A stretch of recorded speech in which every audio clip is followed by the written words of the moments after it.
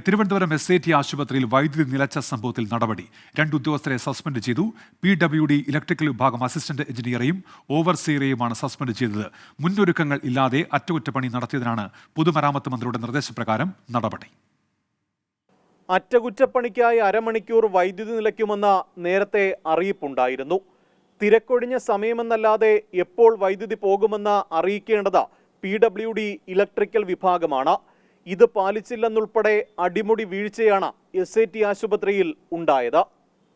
SATയിലെ paediatric നെഫ്രോളജിയിൽ 2 രോഗികൾക്ക് ഡയാലിസിസും ഒരാൾക്ക് plasma മാറ്റിവെക്കലും നടക്കുന്നതിനിടെയായിരുന്നു വൈദ്യുതി നിലച്ചത്.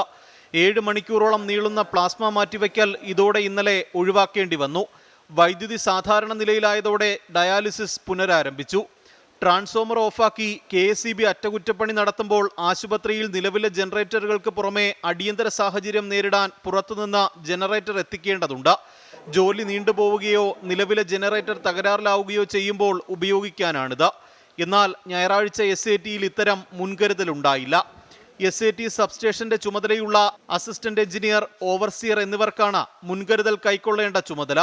ഇത് പാലിക്കപ്പെടാതെ വന്നതോടെ പ്രശ്നം വഷളായി. അപ്രതീക്ഷിത തകരാറുകൾ പ്രതിസന്ധി സൃഷ്ടിച്ചെന്നാണ് PWD ഇലക്ട്രിക്കൽ വിഭാഗത്തിന്റെ മറുപടി. SATയിലെ മെയിൻ യൂണിറ്റിൽ കൃത്യമായ ഇടവേളകളിൽ KSEB അറ്റകുറ്റപ്പണി നടത്താറുണ്ട്.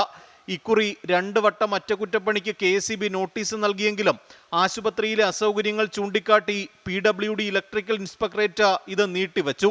പ്രാഥമിക അന്വേഷണത്തിലെ കണ്ടെത്തലുകൾ PWD ഇലക്ട്രിക്കൽ വിഭാഗത്തിന്റെ വീഴ്ചകളാണ് അക്കമിട്ട് നിരത്തിയത്.